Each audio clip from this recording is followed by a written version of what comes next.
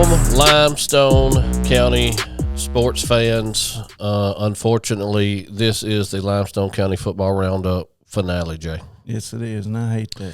I do too, man. This high school football season has went by super quickly, probably quicker than I thought it was going to go by, especially with some local teams making the playoffs. Yeah. But nonetheless, here we are. I think, if I'm not mistaken, this is our episode 13. Could possibly be 12. I'd have to go back and look and see how many of these episodes we've done, because we started the week before the season started. Yeah. So you add 10 to that, that's 11. Another week would have been 12, I think, last week. So I think this is episode 13. But nonetheless, we've been doing this for 12 or 13 weeks, quickest 12 or 13 weeks of my life. I know it's very quick for those young men who played their last football game either this week or the week before if it was regular season. Yeah, and I've enjoyed it. And then all the folks have contributed and likes and follows and posting everything. Yeah, we appreciate all y'all and appreciate Kevin and Mindy as well. Yeah, been a lot of fun. Seen and talked about a lot of good football up here in North Alabama. But as I've seen personally with my own eyes, I think they playing big boy football down south. Yeah. Yeah. We had two local teams in the first round of the playoffs, pretty much identical situations for both teams. Athens and Ardmore were both 3 seeds, and we're both going to the Birmingham area to play 2 seeds. Athens in 6A played Homewood. That was a tight game. I kept looking at it like halftime of the Ardmore and Ramsey game. I'd look at scores, and they were tight pretty much the whole game. Yeah, I think it was 20. I think Athens was up like 21-10. I think 17, something like that. Because I knew they were leading the whole game until it got down to the last. I think so. Yeah, and Homewood ended up winning that game. You know the final score on that, Jay? I didn't write that down. 31-24 was the final. Tight game, the whole game, and then again, like we've already mentioned, Homewood ends up pulling that out at the end, and that would be the end of the Athens Golden Eagles season. They finish up 8-3, first round of the playoffs. And the thing about it was, Homewood, it was tied for the longest, 24 apiece, and going into fourth quarter, and Homewood got a player injured. So my son and I were at James Clemens watching them play Central Phoenix City, and I was listening to the game on the WKC app, and it went dead. They started playing music, and a friend of mine, his son's in the band for Athens, he texted me, and he said that there's been a serious injury. Wow. So it lasted probably about 20-25 minutes. So kid okay? Well, I don't know. It was Homewood kids. I don't know. But once the injury was over, they got back to playing. Athens went 3 and out, punted. I think it was about 3 minutes ago, the Athens still had 3 timeouts. Homewood makes a 96-yard drive and scores, and that's what ends the game. Yeah. Good run for Athens. I know head coach Cody Gross always has those guys ready to play.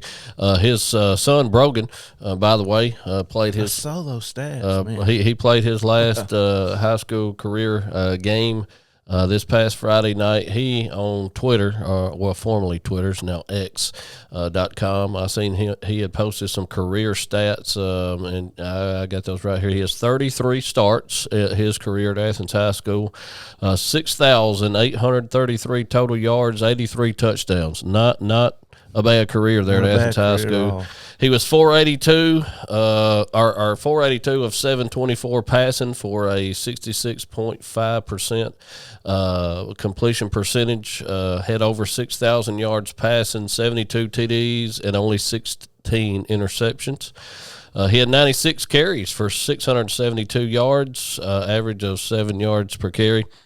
For 10 touchdowns, and he also he had 1 catch for 5 yards and 1 TD. And he didn't put in his punting average either. Yeah. Well, I was gonna, reply to his tweet and ask him about his pancake blocks and things of that nature. He didn't put those in there, but he did have 1 catch for 5 yards and a touchdown, and he on defense had 1 interception on his career. Is he getting some looks or trying to go anywhere? I do not know, but he surely should be. Yeah, with some statistics at a 6A football program, I would think that he would. So good luck to Brogan and the rest. I know he's got a couple of other recruits over there at Athens as well that are. I know they're getting some looks. Yeah. Spencer Dolan as well, the offensive lineman, is committed to Auburn, and I know they got some other kids that's got offers as well. So good luck to those guys as the signing day approaches, and it'll be here before you know it. Yes, sir. And then I went down with the team on Friday to historic Legion Field, the old Gray Lady. We left out from Ardmore about 11:30. Great send-off by the community there. We got charter buses, local law enforcement leading us out of town, lights flashing, people's on the streets waving, all that good stuff. So went by Cedar Hill. All the kids is out there, waving and all that good stuff. Ate down at Logan's there at Fultondale and got to the stadium about 3:30.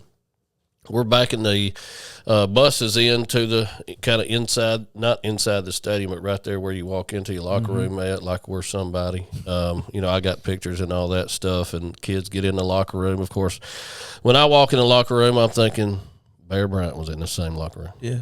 Bo Jackson was in this. They flip-flopped every other year, so you know that those people were in both locker rooms. And so you're thinking, wow, Bo Jackson, all those dudes on that 92 team.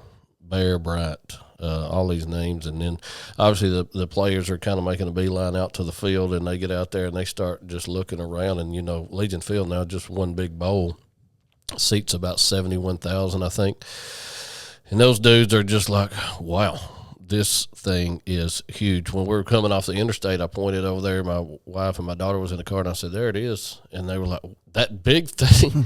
And I was like, yeah, I mean, it's a regular, college football stadium, and just like at Auburn or Tuscaloosa. And anyway, I heard one kid while we were out there on the field, like, man, could you imagine playing in front of this many people if this place was packed out? And the team we played, Ramsey, will have some dudes that are doing that. And so anyway, great, fantastic experience for the Ardmore Tigers. My wife and I on the way home was even talking about it. We were very close to possibly playing corner in the first round. Corner was the region champ. Ramsey was number 2. I think the last game of the season, so if Carver would have beat Corner, Ramsey would have been the 1. Corner wouldn't have been a 2. I think Corner would have been a much better matchup with us. Lawrence County had them on the ropes pretty much the whole game, and then Corner pulled it out there at the end. But even discussing that on the way home with my wife, if we would have played Corner, we wouldn't have been playing at Legion Field. Yeah. And so being a little selfish, my son's a 10th grader, and I was like, I'll take Legion Field now. Yeah. And then let's try to get some of those better matchups his junior and senior year. And they got a lot of kids. They'll be returning a lot of kids the next couple of years, so that'll be possible. But anyway, once Ramsey stepped on the field, it was evident that they had some dudes. If I had to guess, they probably got 5 or 6 dudes that are getting looks. Probably a couple of those dudes getting big-time D1 looks. Now, of course, they got several running around with the towels hanging out with Mississippi State, Vandy. Now, I know you can go to any kind of camps and get those things. But the side note, the starting quarterback, I think his first name's Cam, last name Keenan, his brother is starting defensive lineman for the Alabama Crimson Tide, number 96. Tim Keenum's brother. Yes. Yeah, okay.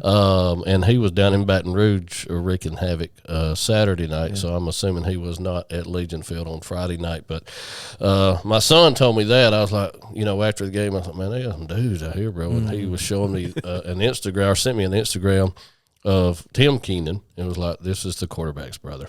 And I was like, okay, I see it now. But we got down quick. I think at halftime, 28-0. A final 47-0. Ramsey, I don't think, has allowed a touchdown in like the last 5 games.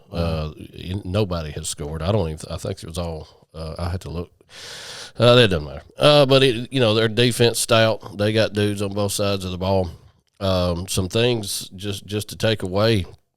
Man, Ardmore's crowd showed up and showed out. We outnumbered Ramsey probably 5-1 fan wise.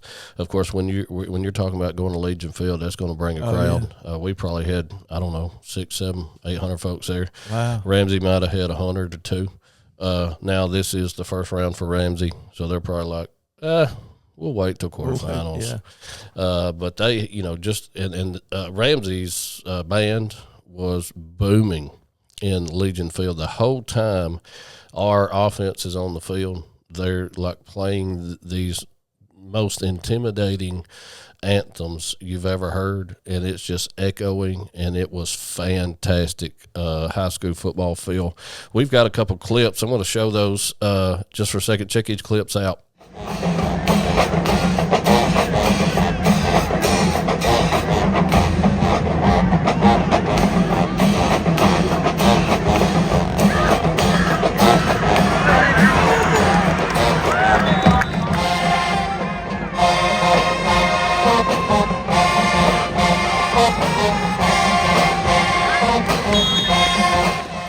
Though you're hearing that the whole time we're on offense, and it was fantastic. They put on a fantastic show. Our band got to do their halftime performance at Legion Field. That's Big awesome. deal. Yeah, they always do a fantastic job. Cheerleaders, everybody, man, great turnout. I know Athens does the same thing. Most of our local schools has fantastic support, and when they travel big.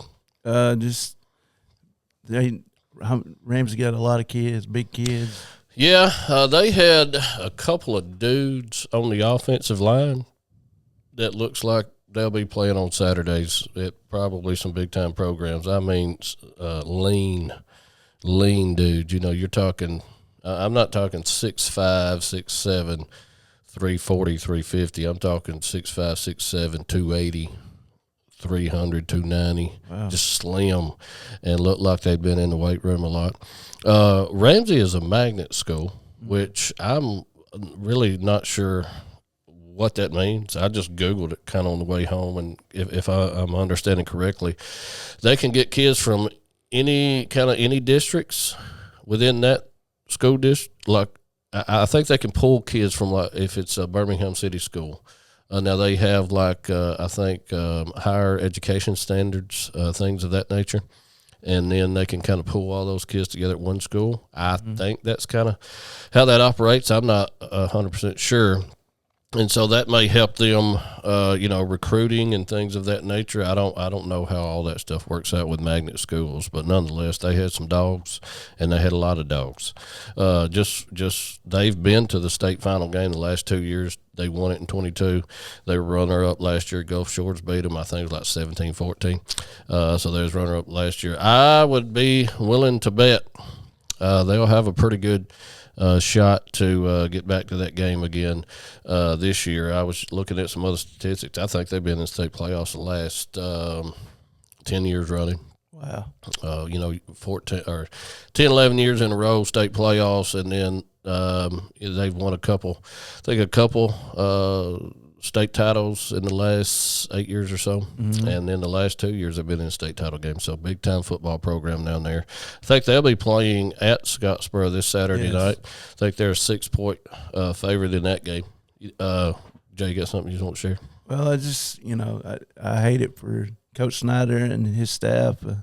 Great season anyway. I mean, and all they're doing is reloading because they don't have many seniors. So yeah, we had 12 seniors, and the majority of those playing on the defensive side. Did have a couple. I think we'll be returning 9 starters on the offensive side, but most of those will be hurt. The hurt of that losing that senior class will be on the defensive side of the ball. Just some looking at the games this week, none of our local teams, our Limestone County teams, are in those, but we mentioned Homewood beat Athens. Homewood is playing at Fort Payne this Friday night. They're an 11-point favorite in that game. Had Athens been able to win that game down at Homewood, they would have been playing Fort Payne again. A very good matchup, I think, for Athens if they had been able to play Fort Payne. And then, again, we mentioned Ramsey's at Scottsboro. They're a 6-point favorite, and just some 4A. West Morgan, we talked about them a little bit. West Morgan is at Madison Academy. They're going to be an 8-point favorite. That should be a good ball game. Yeah, that'll be over there at Madison Academy. Cherokee County, Central Florence will be playing at Cherokee County. Cherokee County's a 2-point favorite there. You mentioned 5. 5 has Gordo at home, and they're favored by 12. You said 5 lost their starting quarterback for the season. I saw that about a few minutes ago on Twitter. Logan Anderson tore his ACL Friday night. So. Yeah, I hate to hear that. Mars Hill at Geraldine, they're a 7-point favorite. Piedmont Lauderdale County will be at Piedmont. And Piedmont is a 3-point favorite in that game. Let's see. Falkville will be at Pisgah. Pisgah is going to be a 23-point favorite in that game. And I think that's about it for any really North Alabama teams. Just talking about some the North Alabama teams, I know in Region 5, we matched up with that region in Birmingham.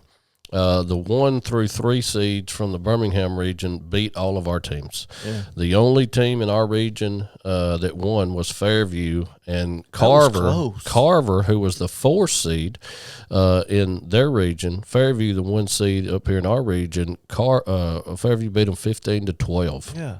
And then Winona beat Russellville. That was a 3 and a 2 seed.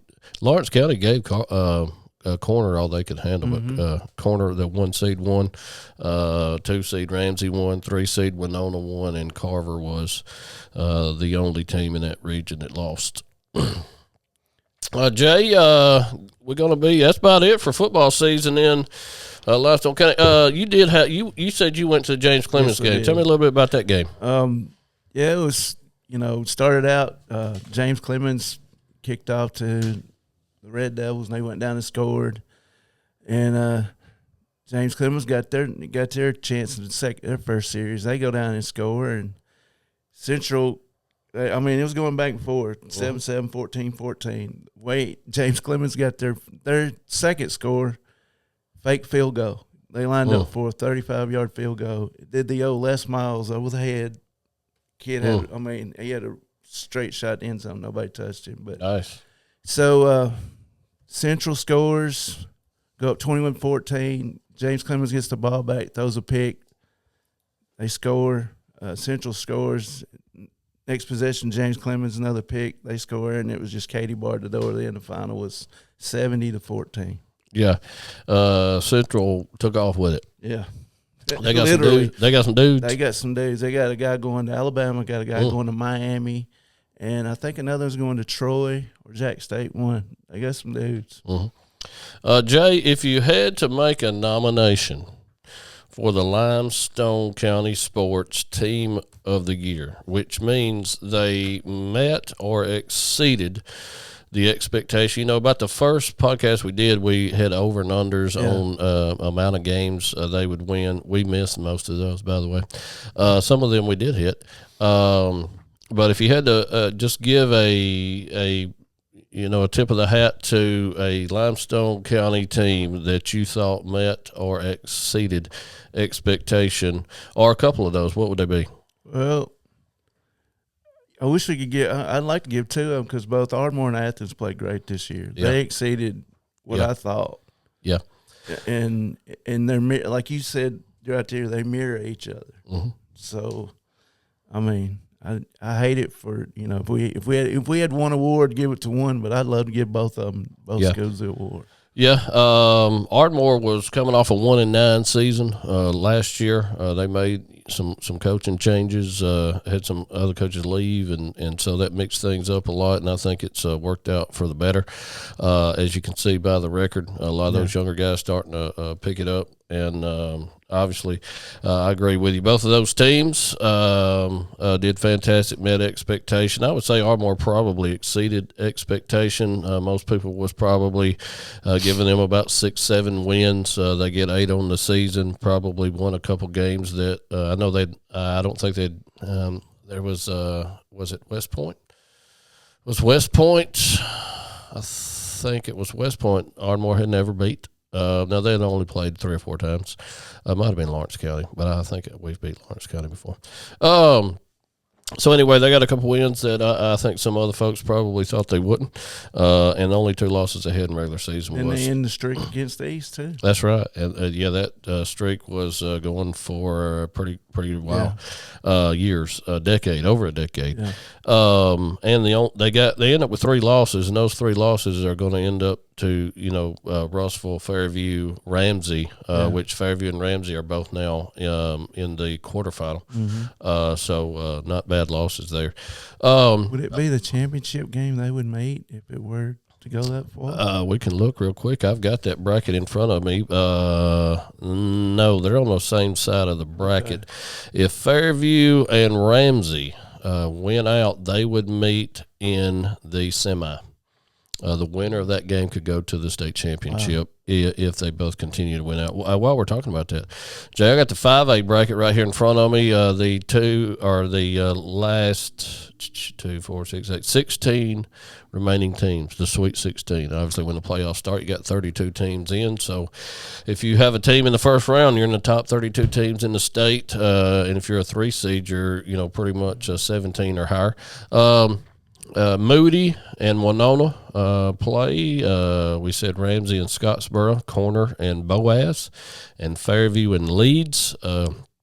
Again, Fairview could win out. Ramsey could win out. Both of those teams could face in the semifinal. And then on the other side of the bracket, you got Catholic Montgomery playing Citronelle, which is where our own Daniel Green, our worship leader here at Lindsay Lane Baptist Church, is from Citronelle. Central Clay County and Williamson and Viger and Eufaula and UMS Wright and Andalusia. And those are all the teams from down south, and those are the 16 teams left. And then 6A, we got down south Pike Road and St. Paul's, Hueytown and Spanish Fort, Saraland and McAdory, Spain Park and Russell County, and then the north teams left in 6A, Oxford and Hartselle, Fort Payne and Homewood, Parker and Mountain Brook, and Muscle Shoals and Clay Chalkville. Going back to our county, all our county teams and city teams as well, Jay. Just rolling through those records, Athens and Ardmore both finished the season at 8-3. We will mention James Clemens finished off 6-5. Those were the 3 teams in the first round state playoffs. West Limestone comes in at number 4 with a 4-6 record. Mm-hmm. Elkmont and Tanner were tied both at 2-8, and then East and Clements rounded up the bottom of the county teams at 1-9. East and Clements both 1-9, and that finishes it up for Limestone County Schools. Jay, you want to talk a little college football real quick? Let's do it. Some pretty big games on the slate this past weekend. What did you think about that Alabama game? Man, I to tell you the truth, I didn't see that coming. Yeah, because of just the way we played the last, during the year, our ups and downs, ebbs and flows. Yeah, and then with the rain, I thought. Yeah, I did too. I think Alabama went into that game as a 2.5-point favorite. Yes. And they end up absolutely dismantling LSU. I texted some friends and I told them I would not doubt if Nick Saban had a little bit of input on the defensive game plan going in, because our defense looked a lot different than they've looked all year. They did a lot of things differently scheme-wise than they've done all year. And, buddy, it was lights out. That's the first year I've never seen a LSU team without a running game. Well, they were running early well, and I thought, hey, typical LSU, they're just going to line up, ram it down our throat, do some play action. And then for whatever reason, they got down by a couple touchdowns and just really went away from it and never really tried to get it going again. Yeah. I don't know. That's Brian Kelly. Don't know if that was his game plan or what. But I don't know. It didn't work out. What did you think about the assistant coaches leaving the box with less than about 2 minutes to go in the game? I really like it, Jay. I'm the guy who loves to talk smack but I like to talk smack after the game. Yeah. You know, when kids are talking smack during games, I see them on Twitter or X and TikTok all the time, posting crap and tagging people all before, you know, the game, the week before, during the games. You know, you got friends who'll text you during the games. Yeah. I never say anything until the game's over. Yeah. And then if your team beats my team, I'm more than happy to receive the beatdown because I obviously will give the smack talk when my team wins. And then what about the students throwing stuff on the field, try to get them to overturn that face mask? Well, you know where that's from, don't you? That stems from, was it the Georgia-Texas game? Yes. There was a bad call, and the crowd at Texas litters the field with a bunch of trash, and then what do you know? The officials get together and overturn the call. I told my wife when we were watching that game, I said the biggest mistake I've ever seen officials make is overturning that call, because it really could have went either way, and even if it was a bad call, it is what it is. But now, all of these college kids, if they think something's a bad call, what are they going to do? Yeah. Throw stuff on the field, because they know, well, if we throw enough stuff on the field, they'll look at it again and overturn the call. Yeah. And that's what you're starting to see. I think they was doing it in the Texas Tech Colorado game. I seen them kind of doing the same thing, but they didn't overturn the call, and it was a face mask. Wasn't as blatant as some other ones, but it was a face mask nonetheless. Tweet I seen by Chris Fallica, who used to be on Game Day all the time. Big Bear. Yep. He had a good tweet this morning. Said 3 of the current top 5 in the AP poll, Texas, Penn State, and Indiana, do not have a win over a team currently ranked. Not one single win over a ranked team. That's Texas, Penn State, and Indiana. Number 9, Alabama, has four. Alabama has 4 wins over ranked teams. They have more than the current top 5 combined. Wow. And I seen another graphic that was just rating SEC teams that are in the college football playoff hunt. Texas does not have a single win over a ranked team. He says Alabama has 4. I think Georgia has 2 or 3. Tennessee's got 1 or 2. I think A&M's in that mix. Ole Miss is in that mix. Yeah. And you're just talking about strength of schedules and things of that nature. But it's going to be interesting, man, with this playoff and 12 teams possibly. I know it's 12-team playoff, but you're going to have what I think drove the playoff talk in college football years ago was when Alabama and LSU ended up in the Natty for the second time playing each other that year, which was at 2011. Yeah. And so it started gaining steam then because the national media hates the SEC. Oh, yeah. And so when the 2 teams in the final were both SEC teams that had already played, they did not appreciate that. And so they drove this playoff, and it went to 4 teams, and then we seen it again with Alabama and Georgia. Mm-hmm. And so guess what? We need to expand it.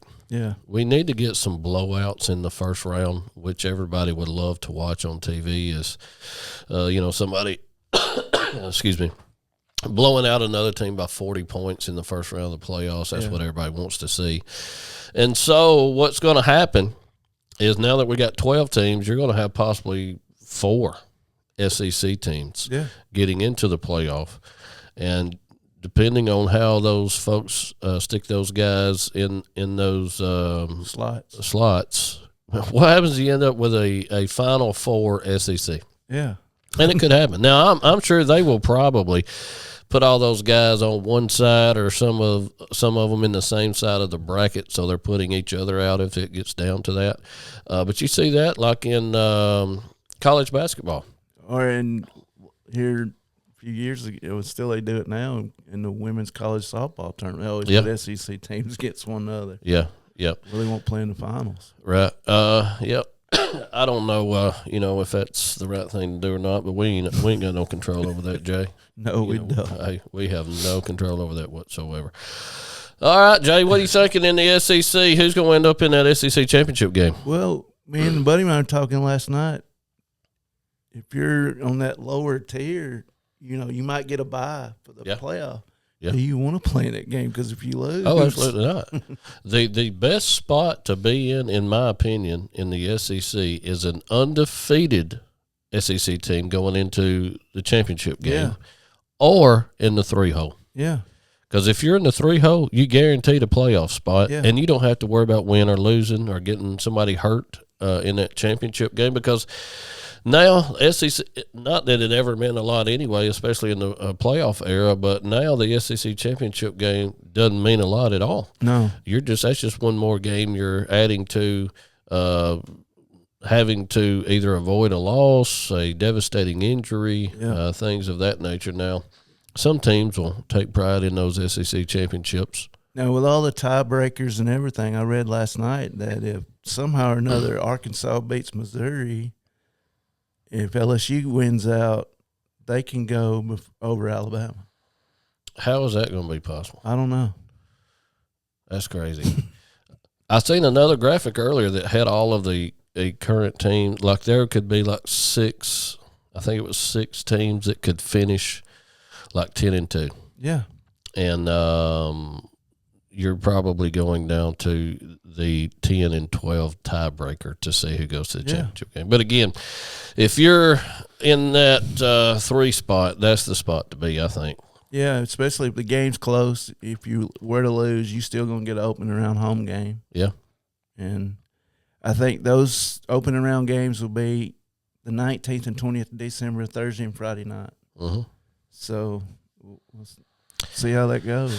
Yeah, I put my order in through RollTide.com. You know, I'm a Tide Pride season ticket holder. They sent me an email. Hey, do you want SEC championship tickets? Yeah. Fill out this form. Do you want playoff? If we host a playoff game, do you want those tickets? Fill out this form.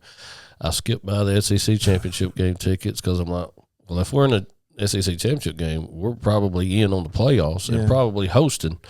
Just give me that first round playoff game at home. Because you never know who will be playing, you know. Oh, yeah, that may be some, game you've never seen before. It could be like, Alabama and Boise State or Oregon. You never know. That could be a lot of fun. Yeah. I don't think it'd be Oregon. Oregon's number 1. They'd have to lose a lot more games between now and then. What is your opinion of Nico? Because to me, he don't have enough meat on his bones. He's going to stay injury prone a lot. Tennessee's quarterback. Yeah. I seen some video of him walking off the field like he had an injury. Is it significant? Well, they said it's upper body, so I don't know if it's arm or elbow or what. Yeah, he's a true freshman. I would assume that he'll be able to put on some weight in the next couple of years. He gets on that, that Tennessee in that weight room and eating regiment, just like all these college players, man. They come out of high school, especially kids like him, 180, 200.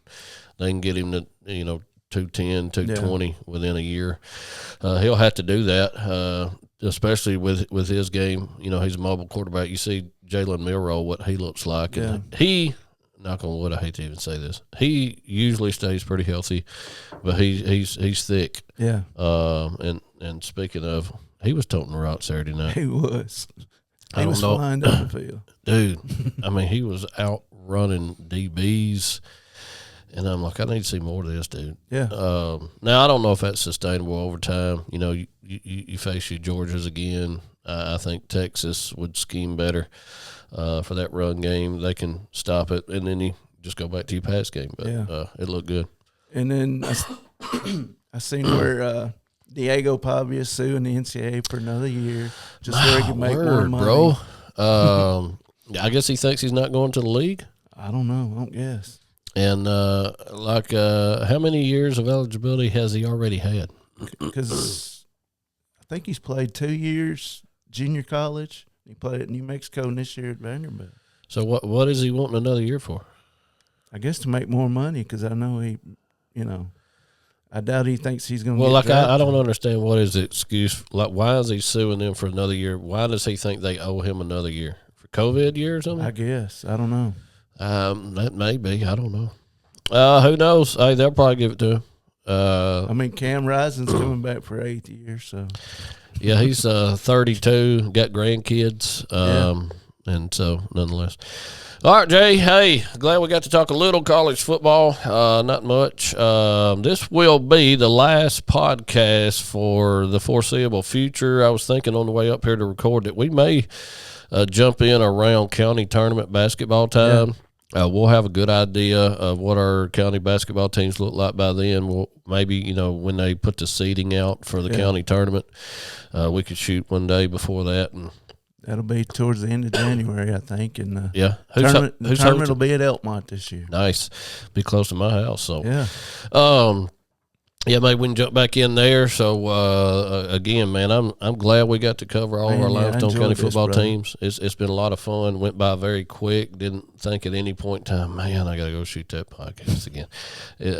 We could get together and shoot it real easily. It's real easy to edit and post. Appreciate everybody who's watched and shared, and thanks again to Flutterly Designs for making all of our gear. I'd encourage you, if you need some Christmas gifts, laser engraving Christmas gifts, check them out, flutterlydesigns.com. That's Kevin and Mindy Hillis. Yes. They can get you hooked up with all kinds of cool stuff. I actually went up there this past week and picked up some more hats for church. Sold out all the ones we had already had. Wow. We had a fundraiser, and she got me some more, but been a fantastic time. We will, again, jump in here, hopefully, after the first of the year, around county tournament time, give you an update on basketball. You're more than welcome always to be posting stuff on our page. You can post pictures, videos, highlights, scores of games. I know if we got to posting basketball scores, we'd be on there every time. That'd be a chore in itself. So, but welcome to post on there anytime. Thank you for listening to Limestone County Sports Football Roundup for 12 or 13 weeks, however long we did it. We greatly, greatly appreciate you. Hope you have a fantastic holiday season. God bless. See y'all.